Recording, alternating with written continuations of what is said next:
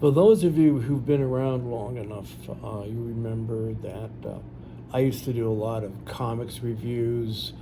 I would go over the books that I was purchasing that week, or just throwing in commentary on comics related to topics. Um, I rarely go to a comic book shop now, but I do read some zines online, watch some podcasts about comics, and try to keep up with what's going on.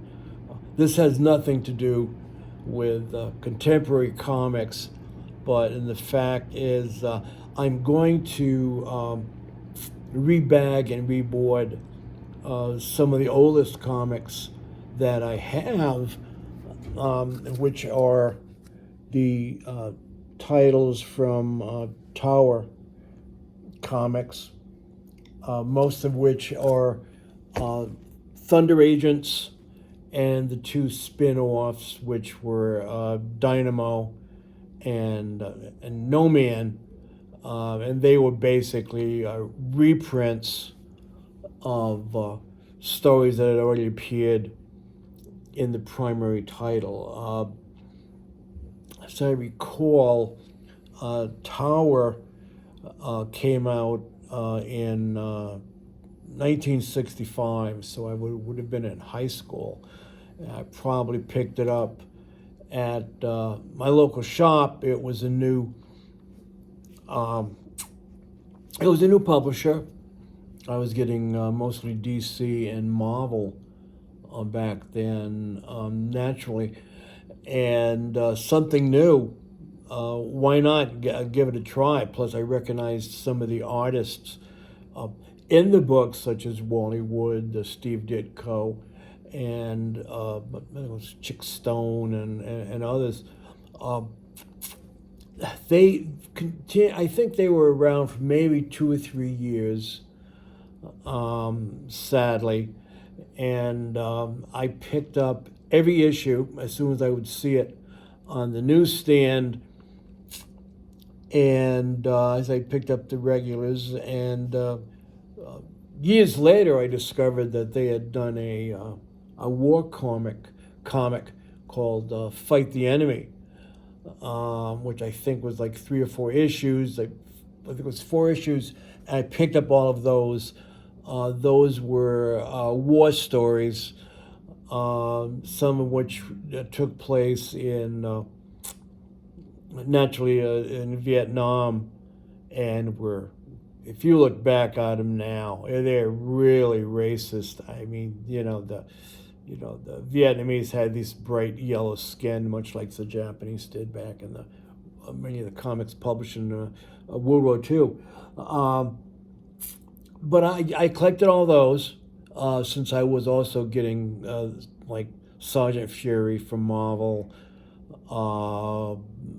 and some of the DC war comics featuring the Losers, Sergeant Rock, etc. Apparently, again, something I found out years later, they also published a series of teen comics. The basic one being Chippy Teen, and a sort of tie-in featuring many of the same characters called Teen In.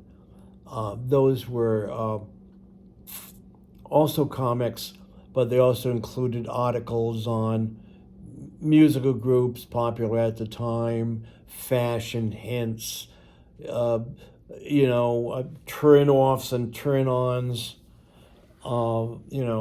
what turned on boys and what turned on girls, and interviews with like rock celebrities at the time. But not really my cup of tea. Even back then, I probably would have seen it on the stands and just assumed it was, it was another Archie comic or an Archie knockoff like some other publishers were putting out. I think Marvel did some with Millie the Model and things like that, and DC had some going on at the time.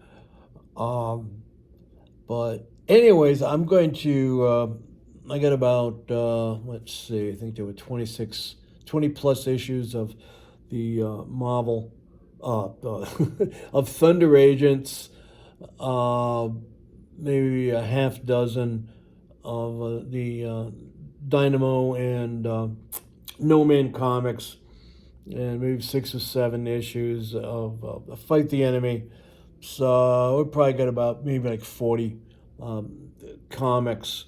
The interesting thing about that is when I went, they stopped publishing in '68, I think, and when I went into the service in '69, my mom asked me, "So what do you do when you're doing my comics?" And of course, I'm 18 going in the service. I'm an adult. I'm not going to read comics. So my mother gave them to a next door neighbor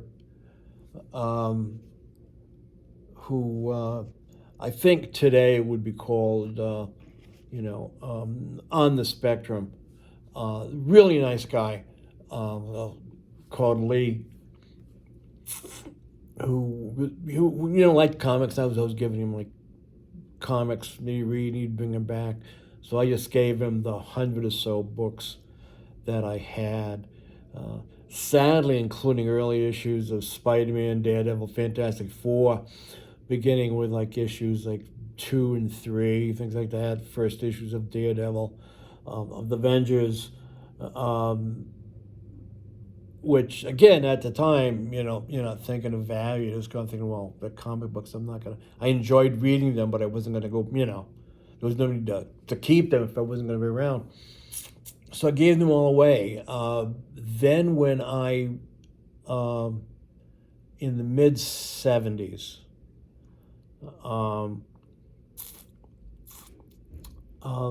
and I was out of the service for a while, going to school, going to college, I decided to go out and rebuy them all. Again, I wasn't aware of Fight the Enemy, so I was going out buying as many of the Thunder Agents issues as I could find, and again, got pretty much all, most of the 20 issues. And then, long story short, when I got divorced, my wife decided that she needed all my comics, along with everything else. And so, for the second time, I was bereft of the Thunder Agents.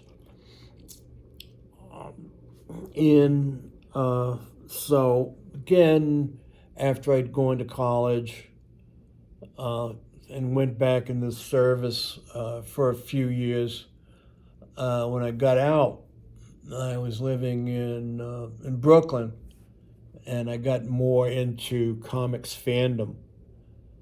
And now, of course, there were like tons of comic shops all over Brooklyn, Manhattan. I was going to a lot of conventions, so I began rebuying them. This time I was aware of Fight the Enemy, so I purchased them. I think I may have looked at a couple issues of Tippy Teen and just shrugged it off. Again, it was, if I was going to get books like that, I might as well get, the Archie.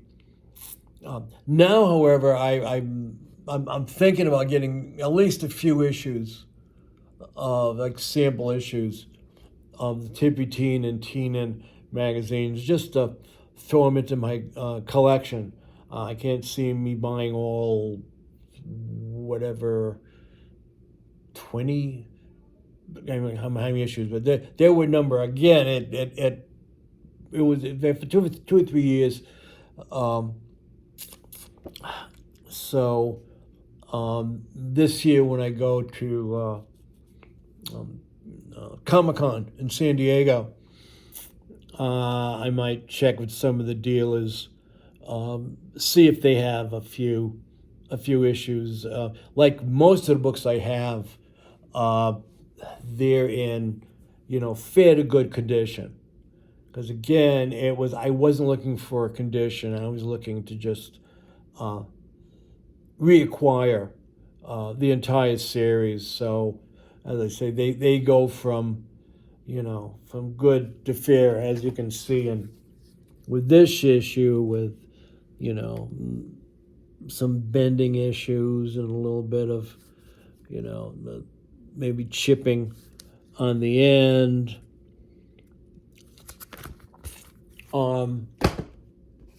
The Tower Comics were much like the annuals that Marvel and DC were putting out. Back then, a lot of comics were still between 12 and 15 cents. The Thunder Agent books were 25 cents and about twice the size of the regular Marvel and DC issues. So they included, there'd be like an 8-page story and then, a couple other stories that were, 4 to 6 pages. And those were a lot of, it was interesting, because they would usually have one story featuring each of the main characters who had superpowers, mostly featuring Dynamo, and later No Man. There was Mentor, who had a helmet that allowed him to read thoughts and control people. Then there was Lightning, who was their version of the Flash, as well as a character called Raven, who was done by Gil Kane, as I recall. There was also not a tie-in, because I don't remember any crossovers, but there was a short-lived series called Undersea Agents. And like Thunder, it was like U period, N period, D period, etc. Undersea Agents, and this was featured a character called, get it, Davy Jones. Whoa, who also worked for the United Nations, but they worked in a base called Atlantis. And all his adventures normally took place, naturally, underwater. And that was fine. They were typical, he had, it wasn't like he was, like Aquaman or Submariner. He was pretty much just a guy who operated mostly underwater against aliens and, spies, things like that, most of which were, of course, communist back then. And that's it. I just kind of wanted to fill you in on what I was up to on a slow day here. Again, as I said, I'll be at San Diego Comic-Con this year, which might be my last. I think what I might do is stick to WonderCon in Anaheim, which is a lot of fun. A lot of the same people you see in San Diego also go there, since it's in California, but it's not as frantic.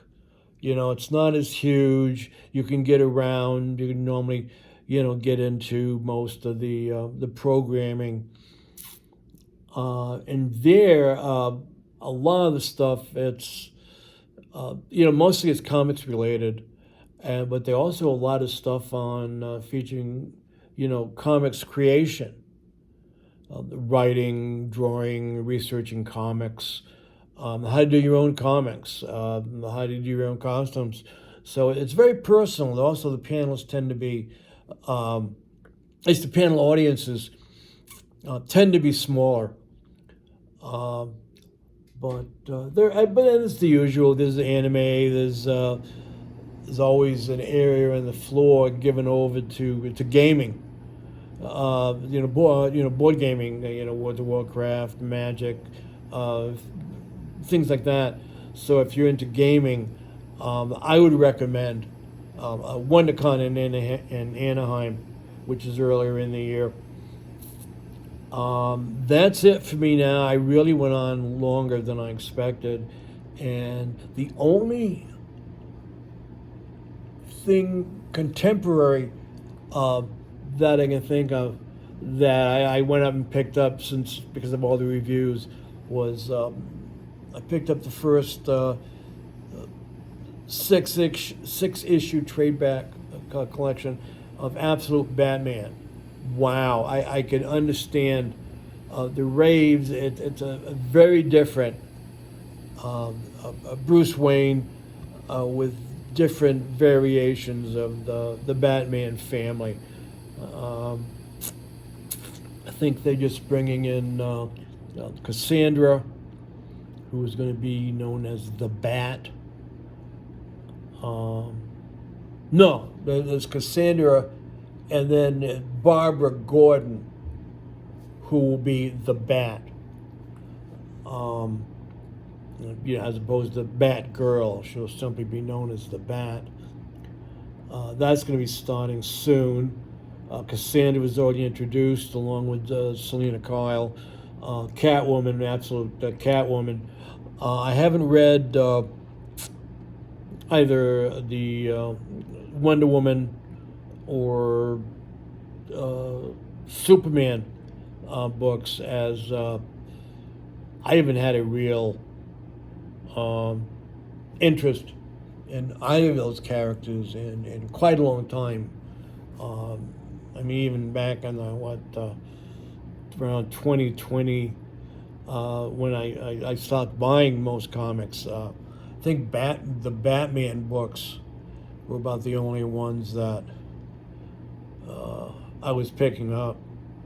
Anyways, that's it for me. Take care. Enjoy yourself. Stay safe. No kings, and peace out.